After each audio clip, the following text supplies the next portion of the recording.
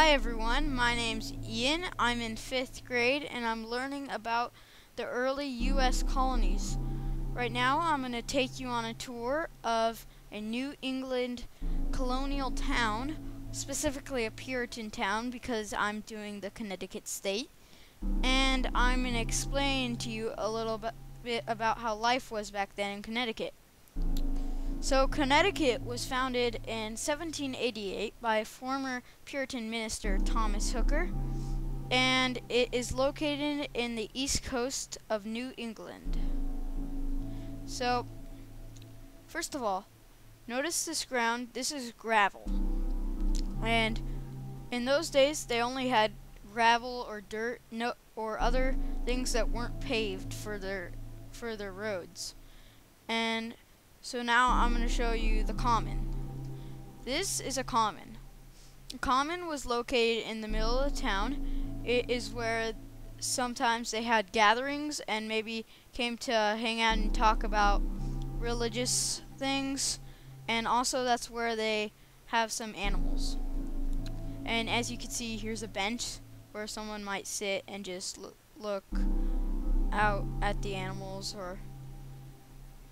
So here is the well, and in those days the well was basically how they got water. They did not have faucets in those days, so this was their basically main source of water, and it is groundwater and it's fresh.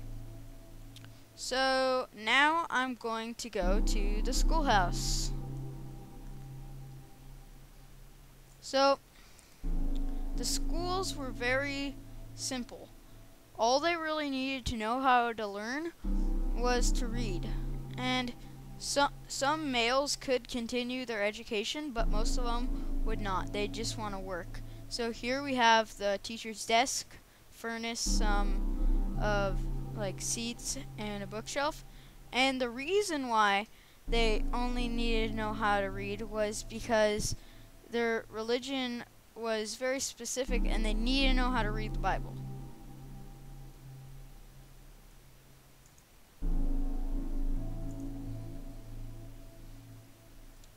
So, speaking about religion, let's go to the church.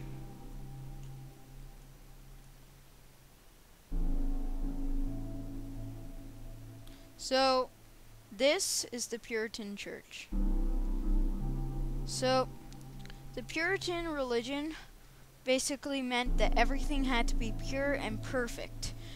And not only did the religion have to be perfect, but their clothes had to be perfect, and they weren't allowed to play around and have lots of recreation. The women wore a coif, a waistcoat, a gown called a shift, an apron, a petticoat, and shoes. Puritan men wore a felt hat, a puffy ruff around their neck, a doublet, cuffs, breeches, garters, stockings, and shoes. When they had any recreation, which they barely ever even had, the kids would play games like hopscotch, tag, hide and seek, marbles, and flying and making their own kites. So now we're gonna head down to now we're gonna head down to the stocks. Their masses were very long, so if they misbehaved in mass, they would get sent to the stocks. And the stock is basically a wooden device that locks their arms, their neck, and sometimes even their feet, and it's very uncomfortable because they have to stay there for several hours. Not to mention their mass was way longer than a normal mass would be today. Passerbys would also be allowed to scold them when they're in the stocks and even throw food at them sometimes. So now let's head down to the field. This is a field. Two main reasons why they came to Connecticut was for fertile land and for religious beliefs. But right here, this is a wheat field. They might work here when they're not at church because most of the time when they're not at church, they're basically working the whole time. So what they do is they would gather some wheat and then they'd take it to the grist mill. And for all of you that don't know what a grist mill is, it's okay because I'll show you.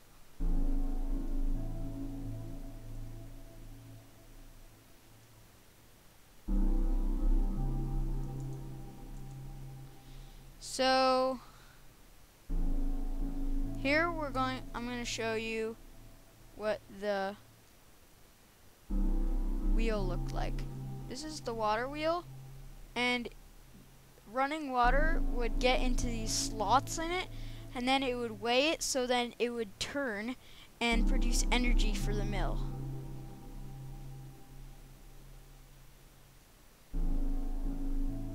So now we are going to go inside the mill.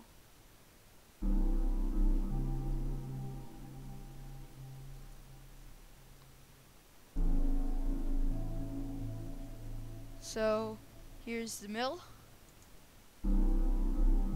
First of all, they might sometimes store their wheat or corn or grist, whatever they have, up here, or maybe in the back corner, like you could see that.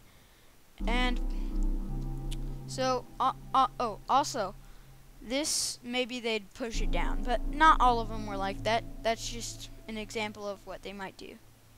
So then here, what a grist mill would do is so this is a millstone.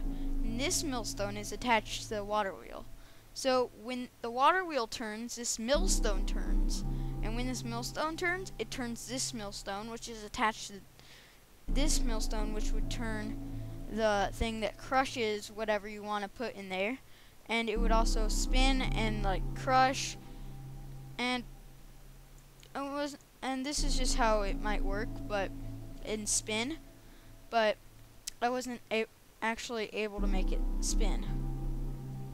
So once they have their cornmeal, flour, or whatever they made, they'll pack it in barrels.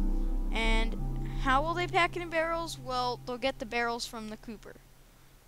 And the cooper is an artisan that makes barrels.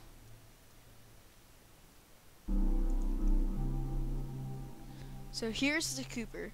So as you can see, some barrels, some work tables, and then out here an overlook of the field with some barrels.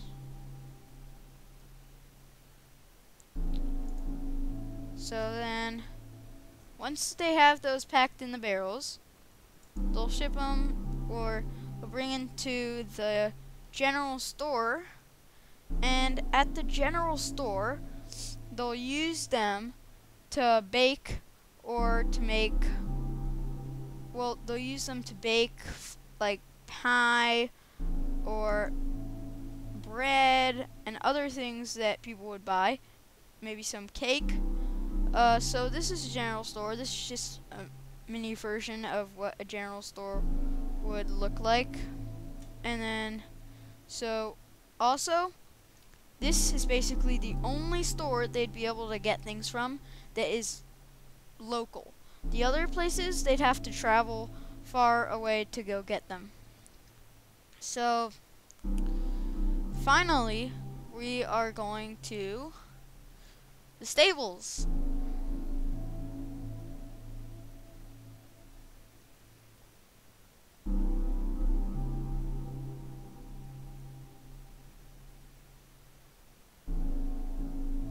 So at the stables, what you do is if you need a horse, you might barter or pay someone to rent one or to use one.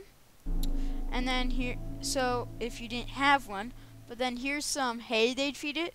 Here's some horses. And in fact, I kind of want a horse right now, so I'm going to have to get one. I'm going to get this guy.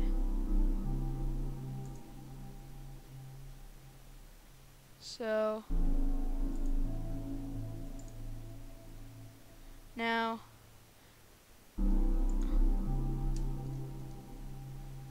I'm going to leave the stables, and I hope you learned a little something about the Connecticut colony and Puritan life. So, bye guys!